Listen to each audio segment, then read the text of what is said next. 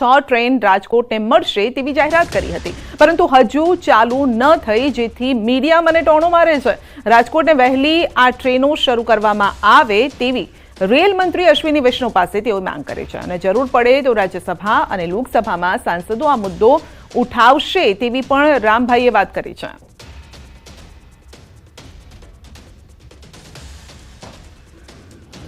યાદ કરું અશ્વિની સાહેબની સાથે સાથે કે રાજકોટની જે જરૂરિયાત છે કે સાહેબ આપ રજૂઆત કરો ને અમારી રેલવે પટરી એમને એમ આઈડલ પડે છે, એમાં વધુ મેમો ટ્રેન આવે, બીજી ટ્રેન આવે. અગાઉ કંઈક ઉઘરાણી કરેલી છે 6 ટ્રેનો આવવાને તેને 2 વર્ષ થઈ ગયા. પત્રકારો મને ટોન મારે છે કે તમે વારંવાર જાહેરાત કરીને ટ્રેનો કેમ નથી આવતી. બુલડોઝર એક્શન પર સુપ્રીમ કોર્ટનો મોટો ચુકાદો છે. લોકોને બુલડોઝર કાર્યવાહી પહેલા સમય આપો તેવું સુપ્રીમનું કહેવું છે. બુલડોઝર એક્શન પહેલા નોટિસ આપવી જરૂરી છે. કાર્યવાહી પહેલા નોટિસ આપવી જોઈએ. નોટિસના 15 દિવસ સુધી કોઈ કાર્યવાહી ન કરવી જોઈએ તેવું સુપ્રીમ કોર્ટનું કહેવું છે.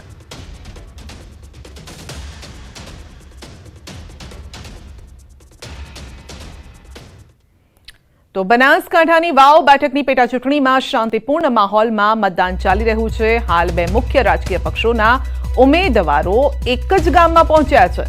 ભાજપ ઉમેદવાર સ્વરૂપજી ઠાકોર અને કોંગ્રેસ ઉમેદવાર ગુલાબસિંહ રાજપૂત મોરીખા ગામ પહોંચ્યા છે અને એક જ ગામમાં પહોંચ્યા બાદ ભાજપ ઉમેદવાર સ્વરૂપજી ઠાકોરે કોંગ્રેસ ઉમેદવાર ગુલાબસિંહ રાજપૂતને હાથ મિલાવવા હાથ લંબાવ્યો, પણ કોંગ્રેસ ઉમેદવારે હાથ ન મિલાવ્યો અને બંને સામસામે હાથ જોડી રામ રામ કર્યા હતા.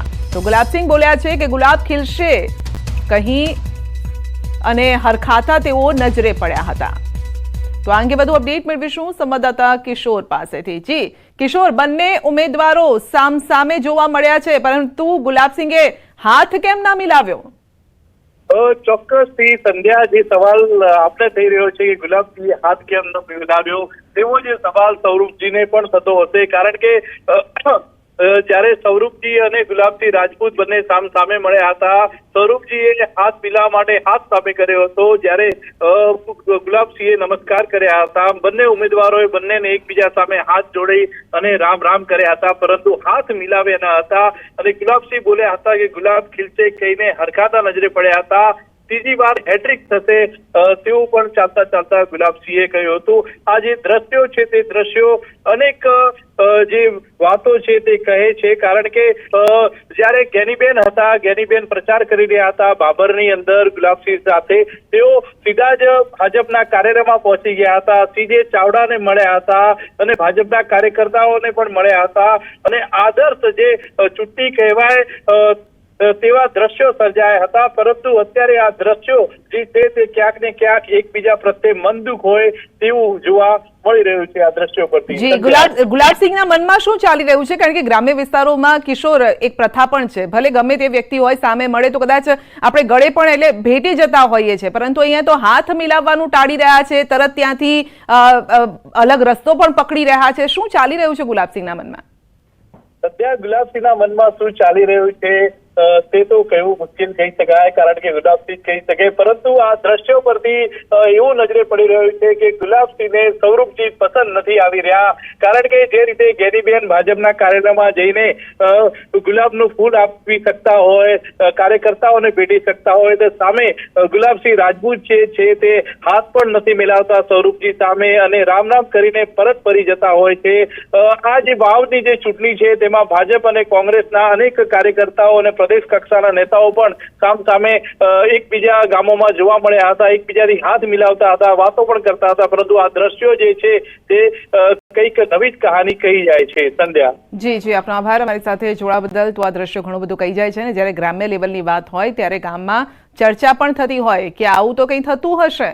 આપ 2 દ્રશ્યો જોઈ શકો છો કે જૂના સાથી કોંગ્રેસમાં જ્યારે એક જ સાથે રહ્યા હતા અને જ્ઞાનીબેન અને આ બંને વચ્ચેનો તફાવત અને આ બંનેની સરખામણી પણ કરવામાં આવશે. લોકોએ સરખામણી ગ્રામ્ય લેવલે તો ખાસ કરશે કે આ શું એરોગન્સી અહીંયા જોવા મળી રહી છે, કારણ કે ગુલાબસિંહ હાથ મિલાવવાનું પણ ટાળી રહ્યા છે, જ્યારે જ્ઞાનીબેન તો તેમના જૂના સાથીને તેઓ ગળે ભેટી પણ રહ્યા છે. એટલે જ્યારે મિત્રો પણ મળે વર્ષો બાદ, ભલે અલગ અલગ વિચારસરણીના હોય અને અલગ અલગ પાર્ટીમાં હોય, પરંતુ મિત્રતા એ ભૂલતા નથી. અને જ્ઞાનીબેને અહીંયા સાબિત પણ કરી બતાવ્યું છે. અને કદાચ એ જ કારણ છે કે જ્ઞાનીબેન 2 વખત 2 ટર્મ તેઓ જીત્યા અને આ સાથે ત્યારબાદ લોકસભાની ચૂંટણી લડ્યા અને સાંસદ બન્યા. તો ગ્રામ્ય લેવલે આ ઘણું બધું અગત્યનું થઈ જતું હોય છે. એકબીજાનો મેળાપ જે હોય, બોલીચાલી હોય, તમારું જે વર્તન હોય, એ ઘણું બધું કહી જતું હોય છે. ક્યાંક ગુલાબસિંહને કદાચ આ વસ્તુ ભારે ન પડે, કારણ કે સ્વરૂપજી તો હાથ પણ લંબાવી રહ્યા છે. પહેલા તો રામ રામ કર્યા હાથ જોડીને, ત્યારબાદ હાથ લંબાવે છે, પરંતુ ગુલાબસિંહ 2 હાથ જોડીને જતા રહે છે.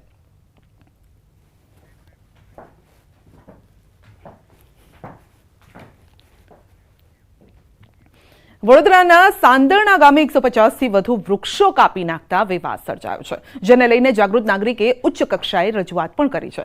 ગૌચરની જગ્યામાંથી વૃક્ષો કાપી નખાયા હોવાના જાગૃત નાગરિકે આક્ષેપ કર્યા. અને આ નાગરિકનું કહેવું છે કે આ વૃક્ષો 30 થી 35 વર્ષ જૂના છે.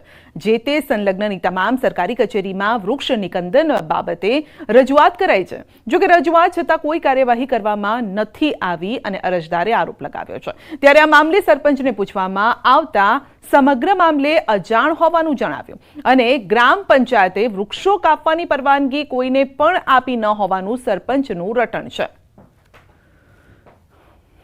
અમારા ગામની ગોચરની જમીન જે સરકારશ્રીની માલિકીની છે, જે છેલ્લા 1 માસના સમયગાળા દરમિયાન 10મા મહિનામાં આશરે સરકારની નાયબ કલેક્ટરની મંજૂરી સિવાય 150થી વધારે વૃક્ષો કપાઈ ગયા છે. 25 થી 30 ટેમ્પા જેટલા માલ ભરાઈ ગયો છે. એમાં ઝાડ આવે છે દેશી બાવળ, દેશી લીમડા, દેશી સમળા, કુકરેજ, આ રીતના બધા વૃક્ષોનું બોડાના અને ગ્રામ પંચાયતના સરપંચને બધા મળી અને વગર પરમિશને કટિંગ થયેલ છે. એ બાબતે તો જો મને કોઈ જાણ છે નહીં.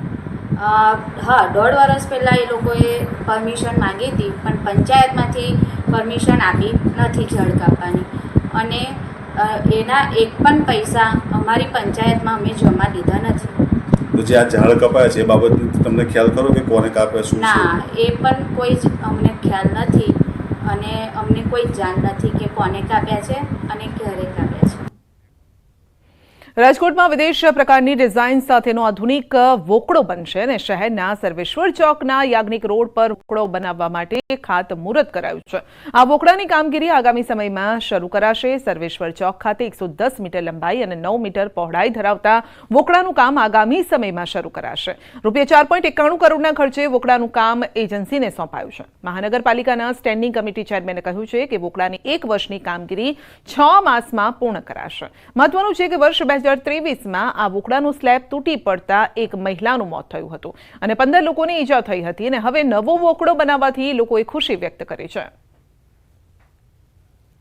આખો પ્રોજેક્ટ માટે કન્સલ્ટન્ટની નિમણૂક કરવામાં આવી હતી. કુલ ખર્ચ 4.91 કરોડનો ખર્ચ છે. આખો આધુનિક વોકળો અમે બનાવવા જઈ રહ્યા છીએ. આવનારા 50 વર્ષ સુધી કાંઈ મુશ્કેલી ન પડે. આ 1 વર્ષનો પ્રોજેક્ટ છે, પણ 6 મહિનામાં હાલમાં જ અધિકારીઓને મેં સૂચના આપી છે, એજન્સીને સૂચના આપી છે કે 6 મહિનાની અંદર આ પ્રોજેક્ટ પૂરો કરો, જેથી કરીને વેપારીઓને મુશ્કેલી ન પડે.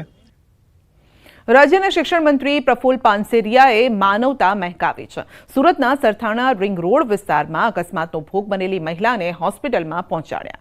મહિલાને અજાણ્યા વાહન ચાલકે ટક્કર મારી હતી. મંત્રીએ રોડ પર અકસ્માતગ્રસ્ત મહિલાને જોતા એક ક્ષણની પણ રાહ જોયા વિના પોતાની કારમાં મહિલાને તાત્કાલિક સારવાર અર્થે ડાયમંડ હોસ્પિટલ પહોંચાડ્યા. શિક્ષણ મંત્રી પાનસેરિયાની કામગીરીને લોકોએ બિરદાવી છે. સોમનાથ કાર્તિકી પૂર્ણિમા મેળા 2024ના બીજા દિવસે લાખોની સંખ્યામાં લોકોએ મેળાની મજા માણી છે. લગભગ 2 લાખથી વધુ લોકોએ મેળાની મુલાકાત લીધી હતી. બાળકોની રાઇડ્સ, ભજીયા, ખાણીપીણીનું માર્કેટ, હસ્તકલા હાટ, તમામ હજારોની સંખ્યામાં અહીં જોવા પણ મળ્યું અને લોકોની અહીંયા કતાર લાગી. મોટી સંખ્યામાં લોકો આવતા વેપારીઓમાં પણ આનંદ છે.